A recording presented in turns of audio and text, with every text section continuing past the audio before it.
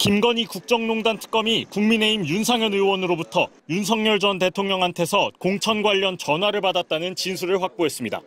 윤상현 의원은 어제 명태균 공천 개입 의혹과 관련해 특검에 출석해 윤 전 대통령으로부터 김영선 전 의원 공천을 해주라는 취지의 전화를 받았다는 내용의 진술을 한 것으로 파악됐습니다. 시기는 지난 2022년 재보궐선거를 앞둔 5월 9일 무렵이었습니다. 윤 의원은 윤석열 전 대통령 부부와 함께 지난 2022년 김영선 전 의원 공천에 부당하게 개입했다는 혐의를 받고 있습니다. 당시 국민의힘 공천관리위원장이었던 윤 의원은 명태균 게이트가 터지자 윤 전 대통령 부부의 전화를 받은 적이 없다고 했지만 이후 윤 전 대통령이 윤 의원을 지목한 녹취가 공개되기도 했습니다. 상현이한테 내가 한 번 더 얘기를 할게. 걔가 공관위원장이니까. 특검은 어제 조사에서 윤 의원을 상대로 당시 공천 과정에서 윤 전 대통령 부부의 외압이 있었는지, 실제 공천에 개입했는지 여부 등을 캐물은 것으로 알려졌습니다. 윤 전 대통령 부부로부터 연락 받으신 적이 없다, 이런 그거는 이제 뭐 제가 성실하고 진실되게 말씀드렸으니까 다 아시게 될 거고요. 특검은 오늘 해당 의혹의 핵심 인물인 명태균 씨에게 출석해 조사를 받으라고 통보했지만 명 씨 측은 일정 조율을 요구하며 출석하지 않았습니다.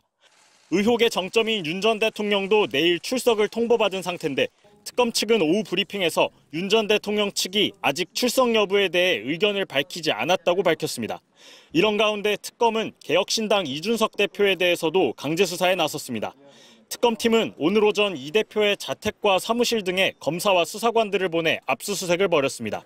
특검은 이른바 명태균 공천 개입 의혹과 관련해 지난 2022년 재보궐선거 당시 국민의힘 대표였던 이 대표를 상대로 공천 관련 자료 등을 확보할 걸로 보입니다. MBC 뉴스 송정훈입니다. 윤상현 의원 같은 경우는 윤 전 대통령과 명태균 씨 통화에서 나오잖아요. 네. 여러 번 말씀을 하셨는데 짧게 들어보시겠습니다.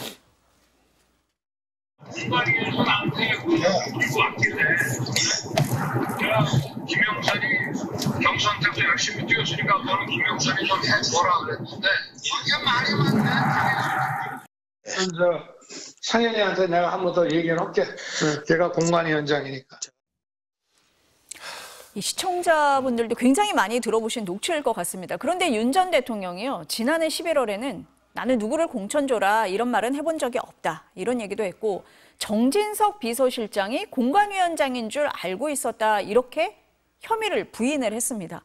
그럼 이제는 실체가 좀 밝혀지겠습니까? 한 의원님은 어떻습니까? 지금 말씀하신 대로 예. 저 기자회견이었어요. 예. 근데 11월 저도 명확히 기억을 하는데 그 기자회견이 여러 가지 논란이 있으니까, 근데 그 기자회견에서 보였던 윤석열 당시 대통령의 무례하고 정말 그 아나무인 태도에 얼마나 놀랬습니까? 그 대변인한테 그 반말로 하는 거, 외신 기자에 대해서 모욕감을 준 거 다 봤지 않습니까? 우리 국민이. 저는 윤석열 전 대통령을 보면 볼수록 도저히 제 상식으로는 이해가 안 되는 사람입니다. 지금도 구치소에서 정치 탄압을 얘기할 때 이분이 아직도 무슨 뭐라고 해야 되나, 제 얘기하기 힘들 정도의 상태다 했는데 제가 충격적으로 받아들인 장면 하나가 또 이 장면이 있습니다. 전 국민이 다 보는 기자회견장에서 자기는 공관위원장이 정진석인 줄 알았다 그 얘기한 거 아닙니까? 당시 비서실장. 그랬는데 저 녹취에 보면은 상현이 걔가 공관위원장이니까 이거는 거짓말을 한 거죠. 완전 새빨간 거짓말을 한 건데 김건희 여사도 지금 거짓말한 게 계속 드러나고 있고 하는데 윤석열 전 대통령도 마찬가지로 거짓말하는데 과연 그럼 공천에 개입된 부분이 이거 하나일까? 그리고 윤석열 전 대통령과 김건희 여사가 개입하지 않은 곳이 없지 않습니까?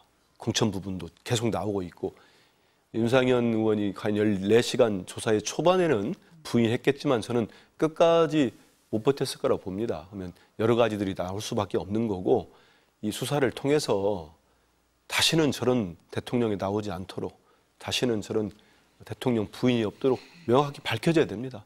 근데 정말 아이러니컬한 거는 윤석열 전 대통령이 검사 시절에 박근혜 전 대통령을 공천 개입으로 수사까지 한 사람입니다. 뭐가 문제가 있는지 다 아는 사람이에요. 그러니까 이 거짓말을 하면서도 착각이 아니라는 거죠. 이렇게 빠져나가야 된다는 걸 알고 있는 사람이었다. 국민들이 용서하지 못할 분이라고 생각합니다. 기자회견 초반 바로 명태균 씨에 대한 질문이 나오자 윤석열 대통령은 조금 설명을 자세히 하겠다며 작심한 듯 나섰습니다. 먼저 본인도 김건희 여사도 대선 이후에 명 씨와 연락한 건 맞다고 했습니다. 요만큼이라도 자기를 위해서 도움을 주려고 노력한 사람에 대해서 그렇게 매정하게 하는 것이 뭐하고, 저도 또 본인도 좀 섭섭했겠다 싶어서 제가 그때 전화를 받아줬다고. 하지만 잘못 알려진 것도 많다면서 민주당이 공개한 통화 내용에 조작 가능성을 언급했습니다.